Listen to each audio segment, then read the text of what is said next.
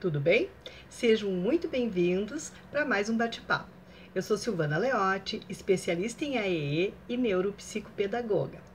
E nós queremos agradecer a participação de todos vocês na nossa página, no canal, pois é assim que vamos juntando pessoas para refletir sobre a educação especial e tornando essa rede de apoio mais fortalecida. Então, te inscreve no canal, curte aí e compartilha. E hoje vamos falar de um assunto totalmente ligado à aprendizagem, que são os jogos e as brincadeiras, que são fontes de felicidade e prazer e que se fundamentam no exercício da liberdade e por isso representam o sonhar, o sentir, decidir e arquitetar, aventurar e agir, superando desafios, recriando o tempo, os lugares e objetos. E para falar sobre o assunto, convidamos a professora, psicopedagoga e mestre em educação, Catiele Oliveira. Cati, é com muito prazer que te recebemos aqui no canal. Nós temos te ouvido em lives e formações e é sempre uma alegria e uma satisfação te ouvir. E apesar de alguns familiares e até alguns colegas da educação considerarem jogos e brincadeiras desnecessário, perda de tempo, é indiscutível a sua importância.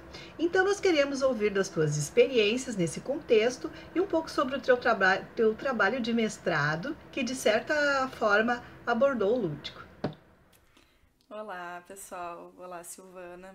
Em primeiro lugar, gostaria de agradecer o teu convite, né? Muito especial e esse espaço tão importante, né? Que vocês têm debatido tantos temas extremamente relevantes para a educação, sobre os processos de ensino e de aprendizagem. Então, me sinto muito feliz em poder, de certa forma, contribuir também e trocar uma ideia com todo mundo. Então, quando a gente fala em lúdico, né? Eu sempre retomo algumas questões que são muito importantes para a gente entender a complexidade da ludicidade, né? O lúdico, então, né, que envolve isso que tu comentava, sobre o prazer, sobre a liberdade, sobre a capacidade de criação, né, que é tão importante no desenvolvimento infantil e que perpetua aí durante todo o desenvolvimento humano, né, até a vida adulta. Ele está dentro de uma perspectiva de educação, então, que entende que a gente aprende a partir da interação, né, a partir da ação, e que a partir dessas experiências que a gente vai fazendo com o meio físico e social, a gente vai construindo, então, o conhecimento, né, o que é determinante, então, para o desenvolvimento de estruturas cognitivas que possibilitam a aprendizagem, né.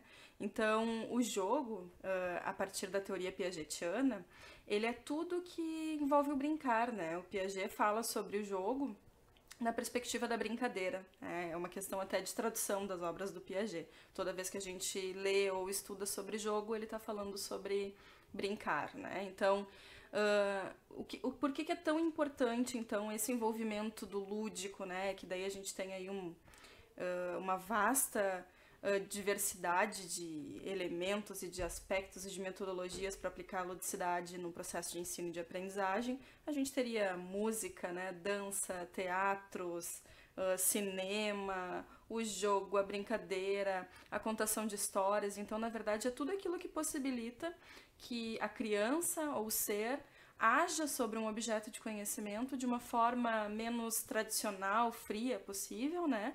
E que ela vai então agir sobre aquele objeto e se transformar e transformar aquele objeto, né? Assim que a gente entende então o processo de aprendizagem e a construção do conhecimento.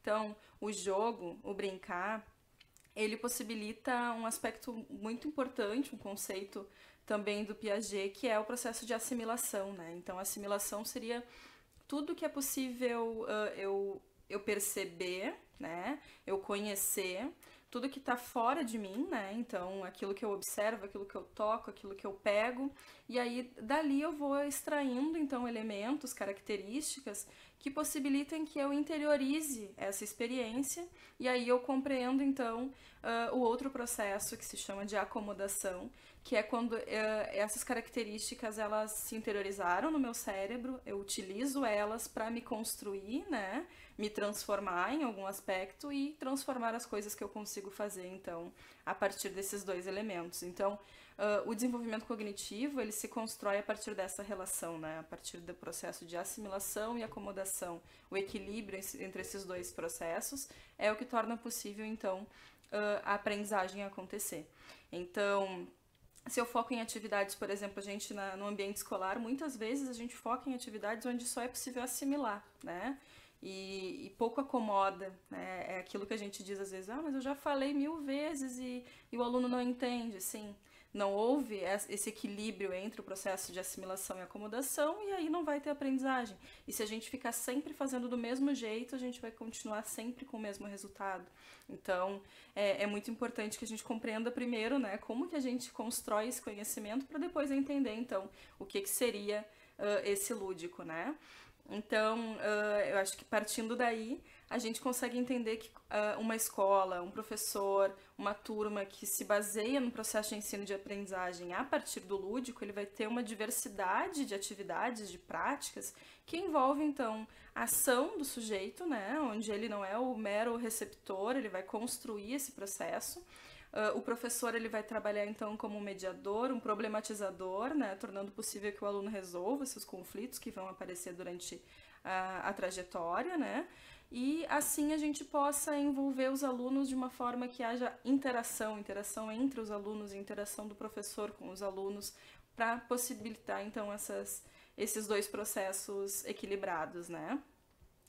E aí, então, entra a questão do meu trabalho da dissertação do mestrado, que foi uma pesquisa que eu fiz com uma turma de terceiro ano no município aqui de Canoas, né, que é onde eu leciono, e era, na verdade, sobre a contação de história, mas tinha toda essa perspectiva que eu estou trabalhando aqui nessa nossa conversa. Então, partia de compreender os processos de ensino e de aprendizagem, a construção do conhecimento, a importância desses elementos todos que a gente abordou. E a contação de história, então, dentro dessa abordagem lúdica, no sentido de trabalhar através de projetos, né, ter objetivos pedagógicos muito precisos e que os alunos estivessem constantemente envolvidos, né, agindo e reconstruindo e transformando e se colocando nesse processo.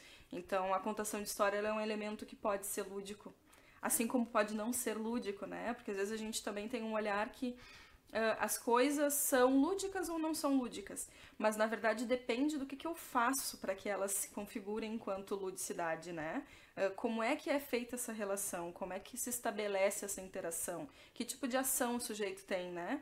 E para isso é preciso então, e na ludicidade isso faz parte, precisa que o aluno entenda primeiro o significado daquilo, né? A partir da compreensão dele sobre o significado, é que ele vai se mover, é onde ele vai ter o desejo, é onde ele vai se colocar em movimento para agir, não é só com a nossa proposta, né? Ele precisa ser afetado, e aí entra a questão da afetividade, né? A afetividade que a gente fala no processo de ensino e de aprendizagem não é simplesmente a afetividade de carinho, de beijo, de abraço, que faz parte do processo de aprendizagem também, e na sala de aula a gente tem muito esse contato, né? Talvez seja o que a gente mais sente falta hoje, mas é justamente o que me afeta, né? O que afeta o outro, o que torna possível que eu vá me mover na busca por resolver problemas que muitas vezes eu não entendo a necessidade, mas enfim, me afetou, eu entendo o significado e para isso eu vou me mover, e no momento que eu me movo, então eu tenho prazer, eu desperto a minha curiosidade, a minha imaginação, e a partir daí eu vou construindo então o conhecimento que a professora planejou, de acordo com a flexibilidade toda do planejamento, né, que a gente também avalia e observa essas questões do interesse da criança, né, do que eles gostam de trabalhar, quais são as curiosidades que aparecem, mas na maior das hipóteses nós planejamos e a gente tem que tornar possível um ambiente escolar onde seja o mais aberto possível, que essa interação seja rica, que as crianças consigam ter seu espaço de protagonismo, né? E não só mero receptor, né? Porque eu acho que um grande problema que a gente tem na educação hoje é que a gente ainda é muito conteudista, né? E quando eu falo conteudista, não é que eu despreze o conteúdo, ele faz parte, ele é necessário. Ele é o que move a escola. Mas como que eu trabalho esse conteúdo, né? Como é que eu estabeleço relações entre o cotidiano, entre a vida e a escola, para que não seja uma coisa extremamente separada uma da outra, né? Então, o lúdico, ele entra exatamente aí.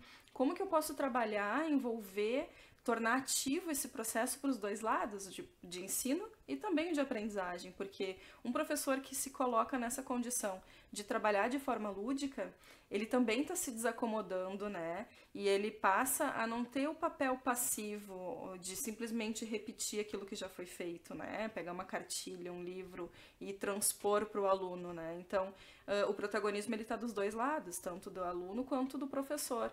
E é isso que torna possível essa interação, né? E essa construção do conhecimento. Então, isso é bastante importante, assim, da gente levar em consideração e faz parte, eu acho, de uma transformação aí da formação de professores, no mínimo, das últimas 2 décadas, né, 3 décadas, e mesmo assim a gente sente que quando a gente está na escola ainda predomina muitas vezes a questão do método tradicional, da concepção tradicional, né, de educação, que é a transferência de conhecimento, que a gente sabe que isso já está muito batido, né? Então a gente precisa na escola justamente construir uma nova possibilidade de enxergar o aluno, as suas capacidades, as suas potencialidades e a partir disso então propor dinâmicas e práticas pautadas na ação, na interação e focado então no interesse do aluno na resolução de problemas. E mais uma vez agradeço, né? A gente tem um tempo curtinho, talvez em outro momento a gente consiga desenvolver ainda mais e boas trocas, que a gente siga aí até uma transformação da educação e que todos saiamos bem desse processo todo que a gente está vivendo hoje. Tchau, tchau. Então, a tua fala só confirma o que eu disse no início, né? É muito bom te ouvir. Inclusive, as questões do protagonismo, né? Do afetar e afetar-se. Outros profissionais que já passaram aqui pelos bate-papos também reforçaram essas ideias, né? Então, o quanto é importante, né? Eu fico muito feliz pela tua participação. Muito feliz de verdade, espero que a gente sim tenha outros momentos, né? Assunto não falta, né? Quando a gente fala em educação e quando a gente fala de inclusão na educação. Muito, muito obrigada. Espero que a galera tenha gostado, curta, compartilhe para que cheguem outros profissionais, para que a partir dessas reflexões nós possamos nos transformar em profissionais cada vez melhor. E galera, nós temos uma surpresa, uma novidade chegando, saindo do forno, que eu e a professora Elisama estamos construindo, relacionadas à questão do planejar, do plano de meta, do olhar e da escuta atenta aos nossos alunos e como construir esses planos com bastante relevância, competência, profissionalismo, afeto. Então, logo, logo, a gente vai contar tudo isso para vocês, tá bom? Obrigada, Kati, obrigada a todos que nos assistiram e fiquem bem.